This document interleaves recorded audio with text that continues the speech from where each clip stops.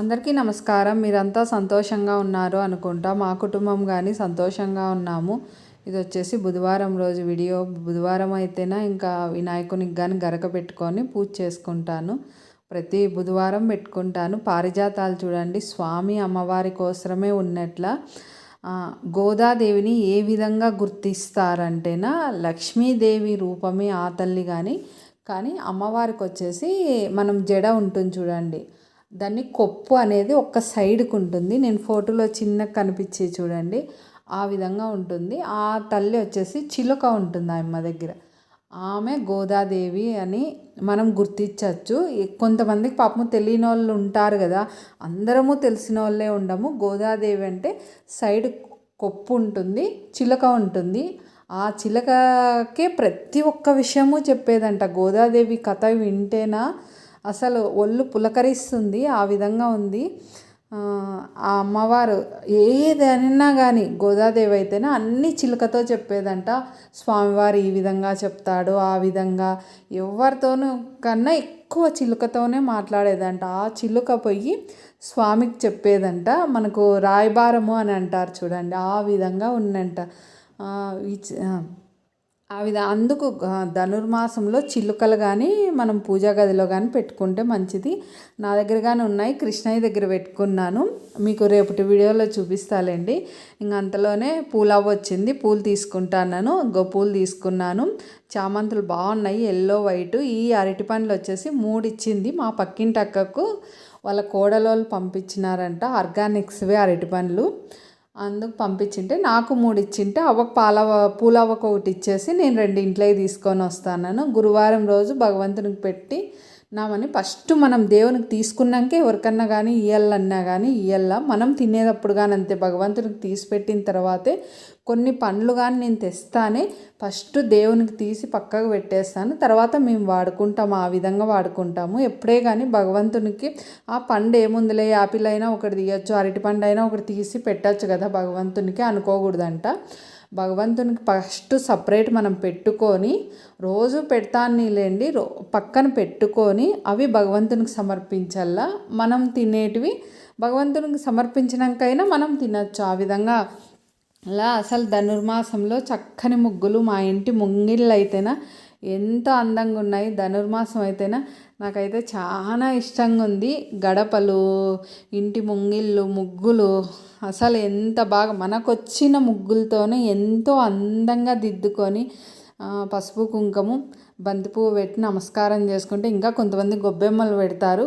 మా ప్రాంతంలో అయితే మాకు ఆ ఆచారం లేదు, మా ఇంట్లో కానీ ఆ పద్ధతి లేదు. బంతిపూలు పసుపు కుంకుమ వేసి ముగ్గుపైన నమస్కారం చేసుకుంటాము. ఈ విధంగా బుధవారం ముగ్గులు.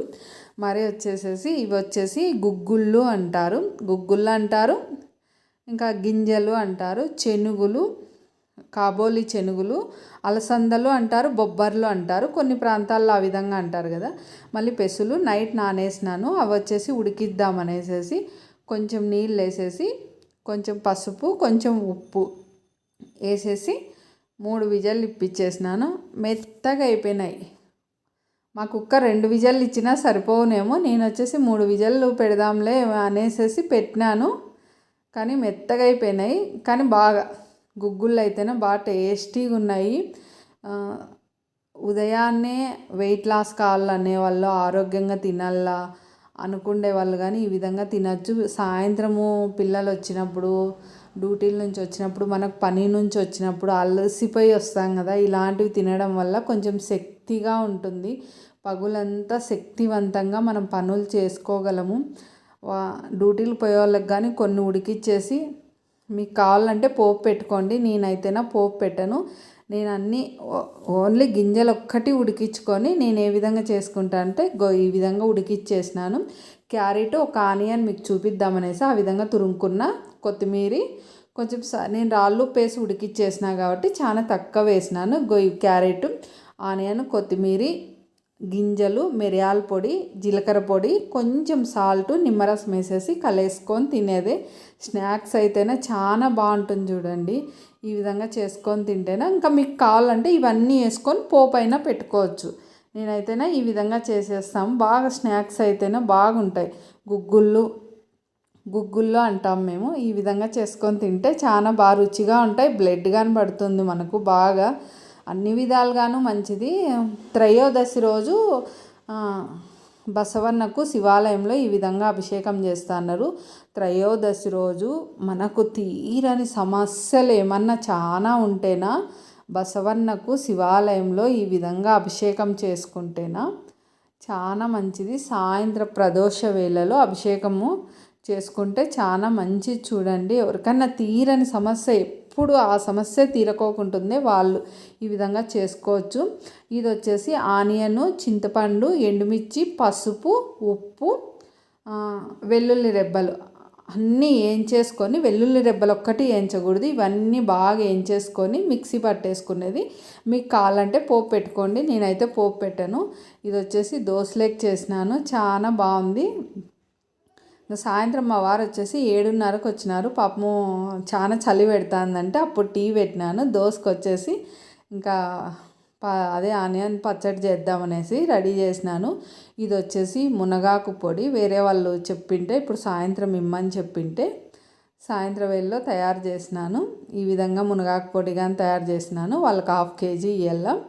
ఈ విధంగా బాక్సులు, ఈ బాక్స్ ఉంది చూడండి, ఆ బాక్స్ వచ్చేసి నేను ఒక్కొక్కటి 100 రూపాయలకు ఇస్తాను.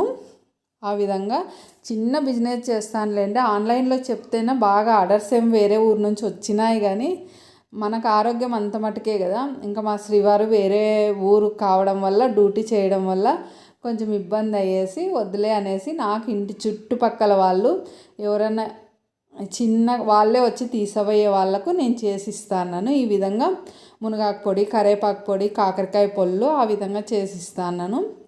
ఇంకా వచ్చేసేసి ఇంకా ఇవన్నీ ఇంకా ఎక్కడొక్కడ సర్దేసి దోశ వేసుకొని దాంట్లోకి తినేసేసి పనుకునేది. వెల్లుల్లి రెబ్బలు కొంచెం ఎక్కువగానే వేసుకుంటా నేను. అంత పచ్చడైనా ఇన్ని వెల్లుల్లి రెబ్బలు వేసుకుంటా. మనం మరొక వీడియోలో కలుద్దాం.